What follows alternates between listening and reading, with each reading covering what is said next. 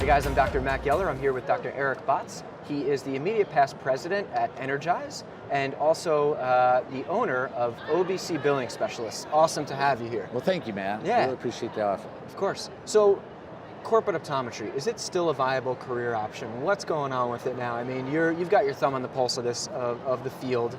Tell me about it as a career option for both new graduates and seasoned practitioners. So, absolutely, yes, it is.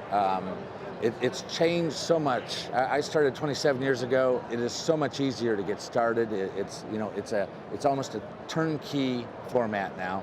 You don't have to spend a lot of money to get started. You graduate, you can go to work at a corporate optometry office. You have lots of support now. When I started 27 years ago, there was no support. I was on an island by myself. Oh no. And now today, as a corporate optometrist, I have lots of other corporate doctors I can call on.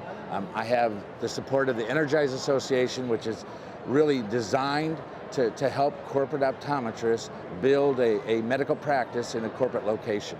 And help you build your practice, help you answer any questions that you have getting started. I mean, that's really what the association does. So as far as actual practicing in a corporate location today, whether you're a brand new graduate or you just want to switch to a different mode, it's never been better. In fact, I've never been more confident with being in a corporate location than I am now, especially since everything is going online. Yep. The sale of glasses, the sale of contacts has been there for years. So really, what do we have to offer? I sell an experience. That's all I have to offer is an experience, because I sell no products. And there's never been a better time to sell an experience than when everything else is going online. And Yep. so I think you're going to find that corporate, non-corporate, everybody is going to have to focus in on that examination experience, because that's really what we're going to have to offer. There's no better way to grow a practice than with your service, especially medical services, Sure. which absolutely are easy to introduce to a corporate location. Treating dry eye doesn't require a huge investment in technology. But once you build your practice, it's very easy to add other technology. And as you grow your practice, you can increase the amount of technology you can have in your office. You know, it's interesting. I'm a recent graduate, and I think that the taboo around going corporate optometry is starting to be shattered in a big way. Do you see that happening? Is it becoming more accepted? Because it wasn't for some strange reason. And now I think that there's a lot of people very happy in that modality, and that's what matters at the end of the day. Absolutely, because there's different formats of corporate optometry. You can be employed and you can be a private contractor, okay, a leaseholder. And you can go either way. The leaseholding position really gives you more ownership. Sure. I mean, from day one, I've always said this is my practice and I'm going to treat it like it's my practice. Yep. I've been in the same Walmart location for 27 years now. I've treated it like I've owned it from day one. It's grown.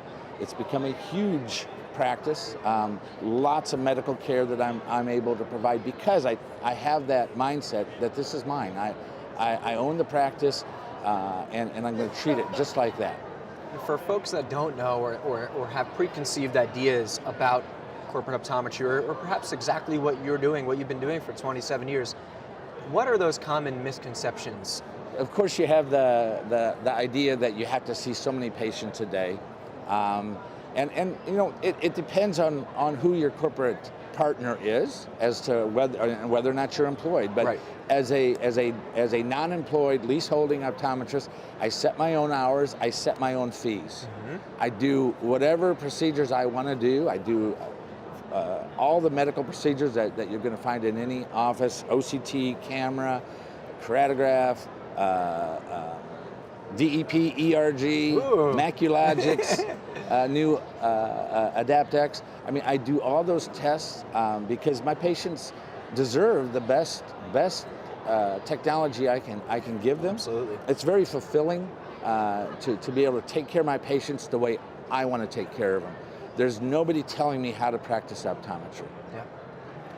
I've seen a lot. We get to work with some of those brands, and I think that their commitment, especially to the younger generation, is pretty amazing. I think that the way that they're going about recruiting, educating them, mentoring them, and getting them started in their early career is really important. So how important are those things, I think, for a new grad in their early career?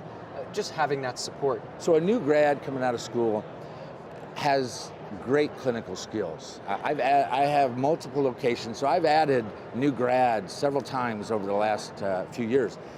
They have a better education than I ever got 27 years ago. Yeah. When they come and join me, their clinical skills are excellent. Yeah. So you don't have to tell them how to practice optometry. What you have to tell them is, how to schedule your patients, patient flow, how to get paid for your services. It's those things that they don't teach you in optometry school that really you need to, the business part of it, that they're going to need the most support with. There's the good and the bad of everything, right? There's good private practices, there's bad private practices, there's good corporate, whether lease or employed, there's bad, franchise, whatever it is. Sure. How does someone spot the bad within the corporate side of things? The things that I would be looking at is, are there any quotas for how many patients you have to see? Do you have to work on such a high number of hours, or 7 days a week? I think those are things that are for me that I would just personally I can't do 7-day coverage. Yeah. So unless they're going to provide additional support to cover those days, then those are things that I would probably have to stay away from. So you really have to look at what you're capable of doing, Yep. as far as how many hours you can work and how busy you want to be, and there's different even modalities within the corporate world as far as how many patients you see, things like that.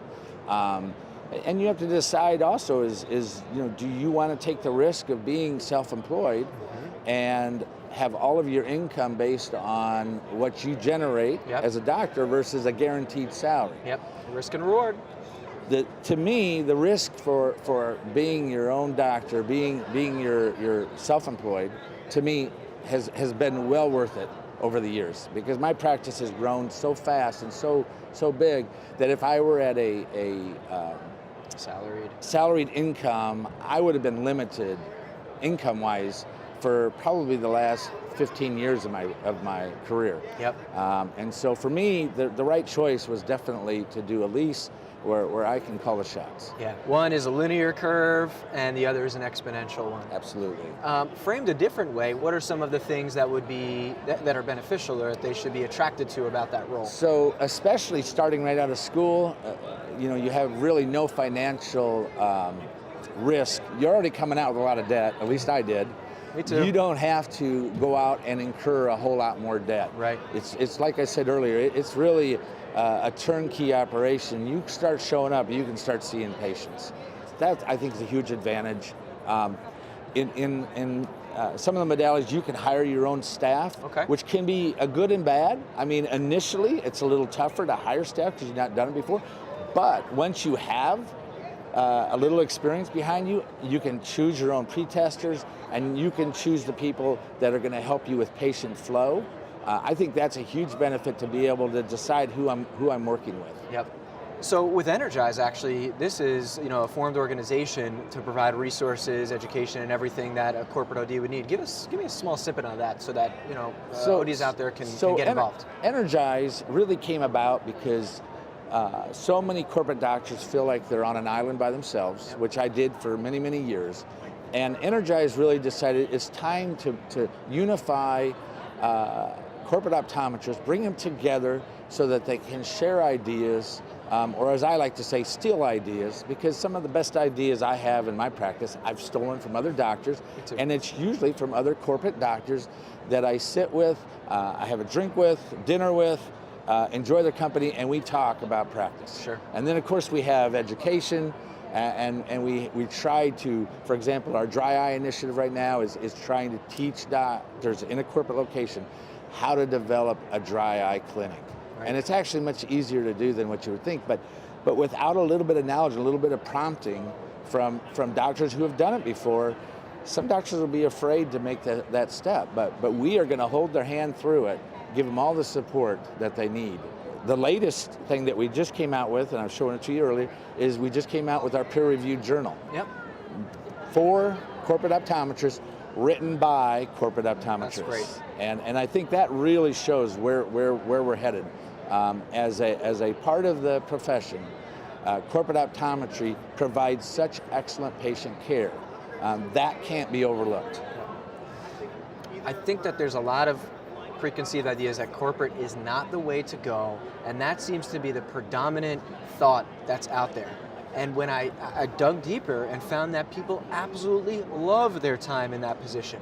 And it's unfortunate, I think, that story isn't told often enough. So Sure. It sounds like you guys are telling that story. I know we're trying to tell that story because it's important. At the end of the day, it's about making sure that someone's happy in their career and enjoying it. And there's different strokes for different folks. Everything, it's all about your end goal. Right. Any thoughts on that? So that's one of the concerns I have with fourth-year students, for example, and third-year students. What are they being told in optometry school?